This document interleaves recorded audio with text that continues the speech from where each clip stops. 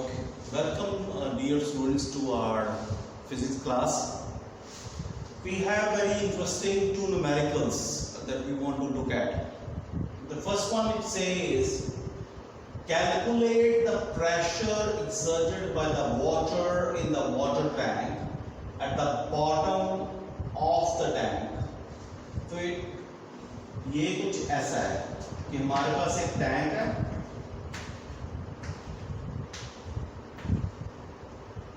हमें बॉटम, इस बॉटम पे, दिस इज द बॉटम, इस पे कितना प्रेशर लग रहा है इस बॉटम पे, इस वाटर की वजह से वो कैलकुलेट करना है. Height of the water tank is given 2 metre.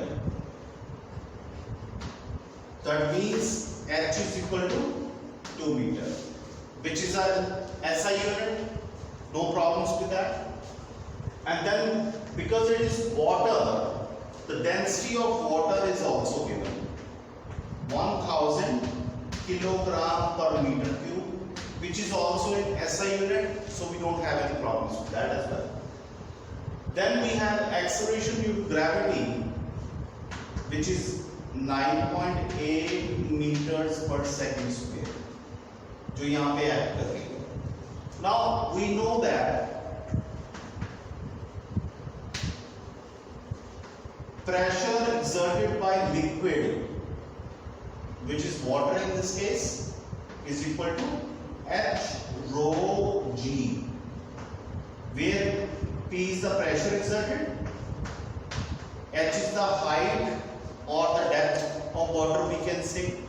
ठीक है, कितनी डेप्थ है उसकी वाटर की.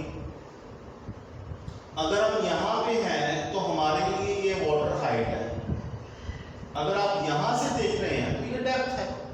तो nothing particularly peculiar about it. तो ये 2 मीटर हो गया, 1000 kilograms per meter cube. Then acceleration is 9.8 meters per second square. तो अगर हम इसे मल्टीप्लाई करेंगे तो 9.8 एक जीरो कट जाएगी 20, तो ये 1960 न्यूटन पर मीटर स्क्वायर या पास्कल आंसर आ जाएगा. तो अगर यहाँ पे वाटर 2 मीटर हाइट का है तो यहां पे बॉटम में कितना प्रेशर एक्सर्ट करेगा, दैट इज 1960. अगर 100 की जगह यहां पे 1000 आया तो यहां पे एक जीरो और बढ़ जाएगा. 19600 पास्कल प्रेशर यहां पे एक्सर्ट होगा. ठीक है. Now let's have a look at this. We kept on speaking about dam, कि डैम का एरिया बढ़ा दो, जो बेस का एरिया बढ़ाते रहेंगे, प्रेशर जो है वाटर की वजह से वो कम होता रहेगा. पर वी नीड टू अंडरस्टैंड कि जो डैम का फ्लोर बनाना है हमें, floor is the base, floor is the area of cross section. ठीक है. तो वो भी तो हम कोई लिमिट होती है, मतलब कितना बढ़ाना है, कितना करना है. ठीक है. तो हम बनाते हैं कि हमने इतना बनाया एरिया. ठीक है. फिर हम कैलकुलेट क्या करते हैं कि उस पे कितना हम पानी स्टोर कर सकते हैं ताकि वो प्रेशर जो है बेस विथस्टैंड कर सके. अगर हम पानी बढ़ाते जाएंगे, वेट बढ़ाते जाएंगे, उसकी वजह से प्रेशर बढ़ता रहेगा, तो कहीं ना कहीं अल्टीमेटली जो बेस है वो ब्रेक हो जाएगा. ठीक है. So we need to understand and this numerical is based on that.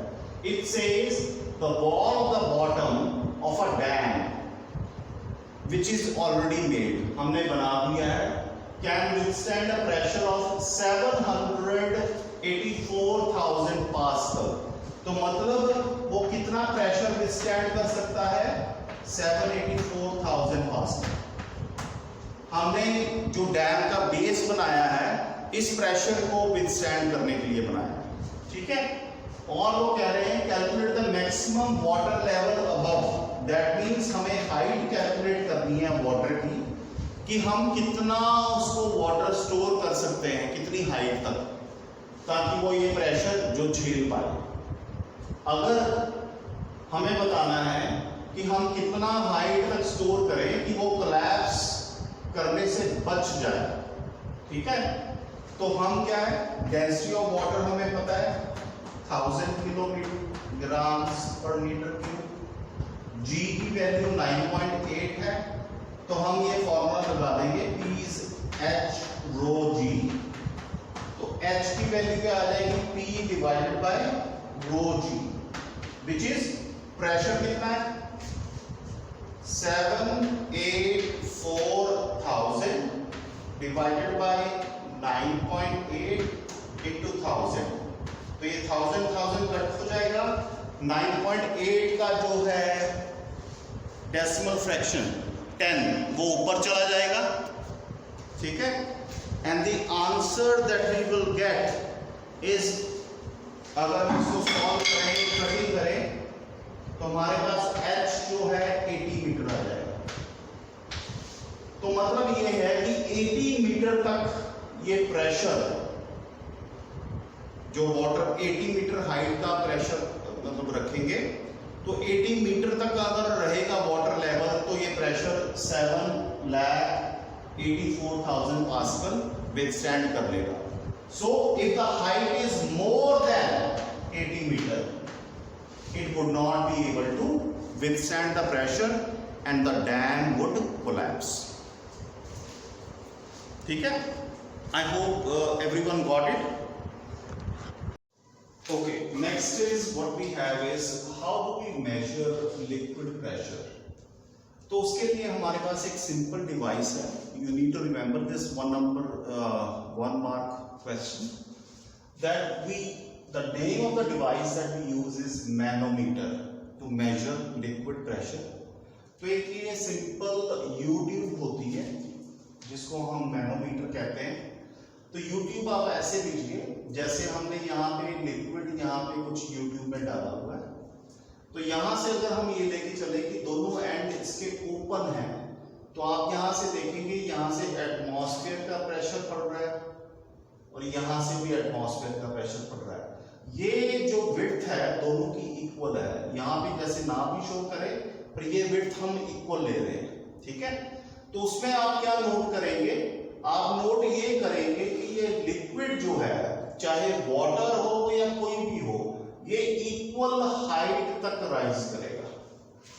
That means why it is rising to an equal height, it is rising because both the sides it is showing atmospheric pressure.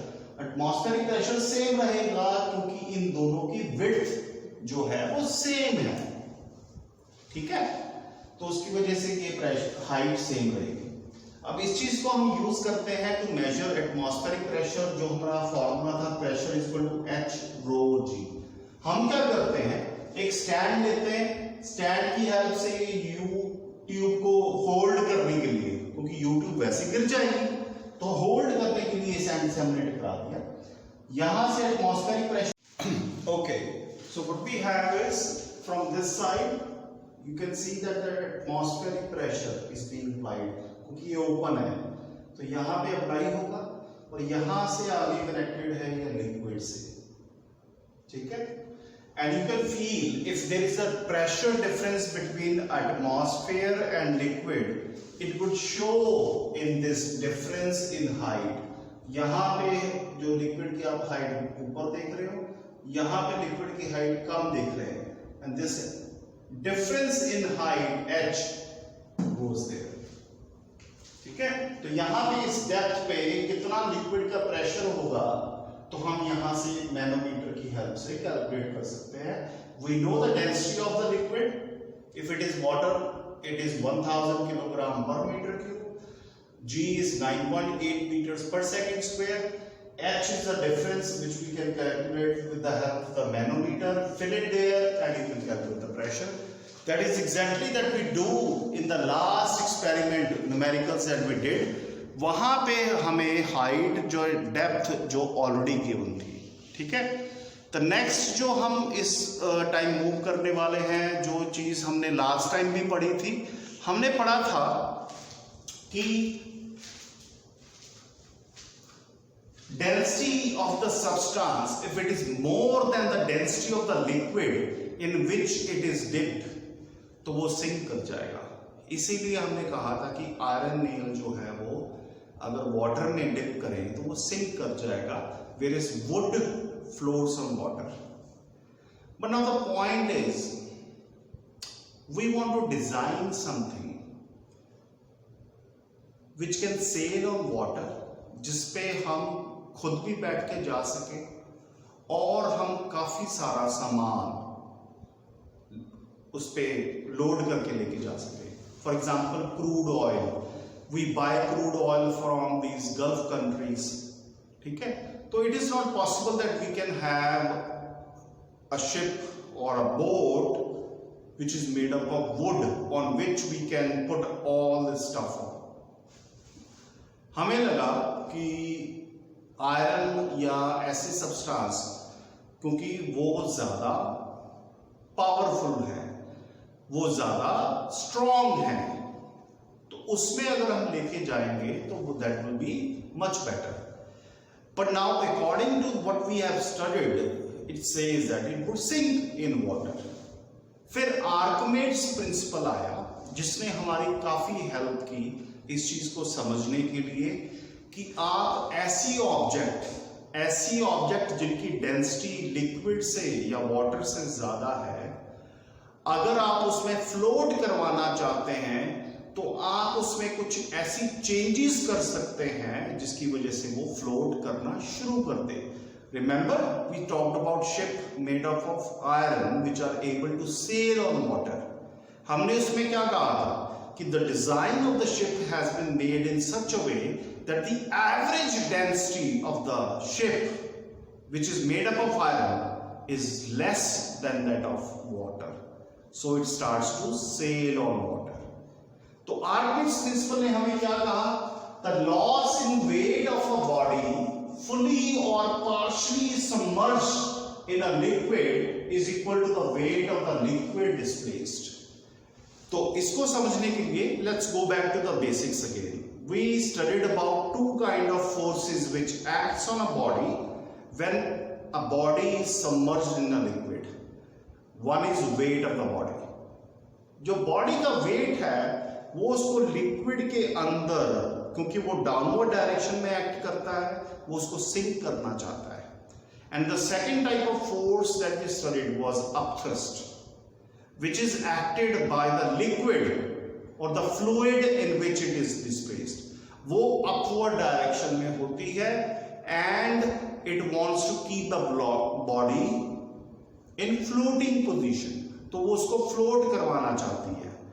अब कौन सी force जीतती है, कौन सी हारती है, यही चीज हमें Archimedes principal ने सिखाई कि उसने ये सिखा दिया कि अगर आप बॉडी को डिप करते हो, या पार्शियल डिप करो या फुली सबमर्ज करो, कुछ ना कुछ वेट डिस्प्लेस होएगा। And we have notice that whenever we are walking what actually we are doing, हम हवा को डिस्प्लेस कर रहे हैं। So we are displacing some weight of the air. While if we try to walk in the swimming pool, तो हम कुछ water को वेट को डिस्प्लेस करते हैं। स्विमिंग में भी ऐसा ही होता है। मैं स्विमिंग पूल में वॉक करने की बात कर रहा हूं, but let's remember about swimming. How do we swim? We have an average density more than water. तो अगर मैं आपको वैसे ही किसी को पकड़ के डिप कर दूं वाटर में तो वो सिंक कर जाएगा। But how we are able to swim? क्योंकि हम वाटर को ऐसे डिस्प्लेस करते हैं अपने हाथों से। तो वो ये कहता है कि बॉडी जो है अगर जाएगी तो वो डिस्प्लेस करेगी। उसने तीन कंडीशन हमें बताई। तीन कंडीशन क्या बताई? अगर तो बॉडी को फ्लोट करना है तो उसमें ये आपको मेक श्योर करना है कि the weight of the water और the liquid displaced should be equal to the weight of the body. अगर हम एक कॉन्सेप्ट इंट्रोड्यूस कर रहे हैं एपरेंट वेट। एपरेंट वेट क्या होता है? आप एक स्प्रिंग बैलेंस लीजिए, उससे ये लोड कनेक्ट कर दीजिए। आप स्प्रिंग बैलेंस में एक रीडिंग होती है जो हमें शो कर देती है। आपने स्प्रिंग बैलेंस ऑलरेडी पढ़ा है कि वो वेट ऑफ द बॉडी के लिए मेजर होता है। तो उसकी अगर रीडिंग 180 न्यूटन आ रही है, आप उसी स्प्रिंग बैलेंस को ये डिप कर दीजिए वाटर में, आप नोट करेंगे कि उसकी रीडिंग कम हो जाएगी और it would become something like से 160 Newton. So there is a decrease of 20 Newton. Where did that 20 Newton decrease come from? That came from upthrust, which acts in the upward direction. तो उसकी वजह से जो weight downward direction में लग रहा है वो कम हो जाता है। That is called apparent weight. अगर ये apparent weight बॉडी का जीरो हो जाए, जीरो कब होगा? जब ये दोनों बराबर होंगे। एपरेंट वेट कैलकुलेट कैसे होता है? Weight of the body in air minus weight of the body in some liquid और fluid in which you have dipped it. ठीक है, अब इसको हम बायोंट फोर्स भी कहते हैं। अपथ्रस्ट को बायोंट फोर्स भी कहा जाता है। I will tell you the definition of it. तो अगर ये एपरेंट वेट जीरो हो जाए, when it become zero, when the body, the weight of the body air becomes equal to the upthrust. हमने ये पढ़ा था, ये सिचुएशन लास्ट टाइम भी पढ़ी थी कि कब आती है? ये तब आती है अगर ये आ जाए, then the body floats in that liquid with its head touching the surface of the water. ठीक है, when the head of the body touches the surface of the water. अगर apparent weight और ज्यादा कम हो जाए और ये जीरो से कम हो जाए, that means upthrust जो है वो इतनी ज्यादा हो गई है कि वो weight of the body से भी ज्यादा हो गई in air। ये केस आप स्टडी कर सकते हैं, जैसे कॉर्क जो हम वाइन बॉटल्स और शैंपेन बॉटल में यूज करते हैं, उसको अगर आप वाटर के ऊपर ऐसे करें तो वो वाटर के ऊपर ऐसे सरफेस पे ही चलता है। तो उसमें बहुत कम सरफेस कॉर्क का वाटर के अंदर जाता है। जितना ज्यादा अपथ्रस्ट होगा वो वाटर के सरफेस के ऊपर रहेगा, और जितना ज्यादा उसका अपथ्रस्ट कम होगा, पर फिर भी upthrust wait of the body in air से ज्यादा होगा, ताकि apparent weight less than zero हो जाए। तो वो कुछ पार्ट वाटर में रहेगा, कुछ पार्ट वाटर के बाहर रहेगा। ठीक है, अगर apparent weight greater than zero है, that means weight of the body in air is greater than upthrust, तो वो बॉडी सिंक कर जाएगी। जितना ज्यादा उसका वेट होगा वो सिंक कर जाएगा। तो मेन लॉजिक ये है कि हमें अपथ्रस्ट को इंक्रीज करना है। अपथ्रस्ट अगर आप इंक्रीज कर पाएंगे तो वो बॉडी, चाहे उसकी डेंसिटी ज्यादा है, वो फ्लोट कर पाएगी। अब अपथ्रस्ट को इंक्रीज करने का मैं आपको सिर्फ ये एक लॉजिक अभी बता सकता हूं, वो होता है वॉल्यूम ऑफ द बॉडी। जितना किसी बॉडी का वॉल्यूम है, जब वो किसी फ्लूइड में एंटर करती है, आप पानी मान के चलिए, that would be easy to understand. If a body is submerged in water, जितना उसका वॉल्यूम है उतना ही वॉल्यूम वो वाटर का डिस्प्लेस करेगी। ठीक है, तो more the volume, more is the water volume displaced. ठीक है, अगर वाटर का वॉल्यूम डिस्प्लेस ज्यादा होगा तो उसका वेट भी ज्यादा डिस्प्लेस होगा, क्योंकि what is weight? Weight is mass into gravity. W is equal to m into g, and what is mass? Mass is volume into density.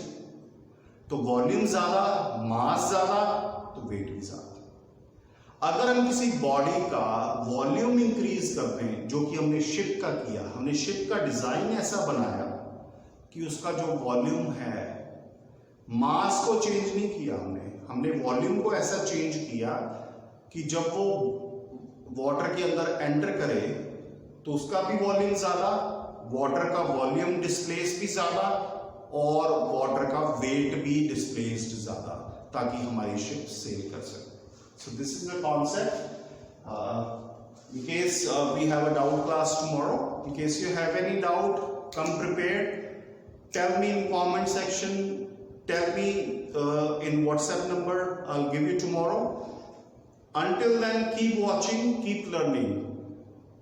That's a golden key. I'll see you soon. Goodbye.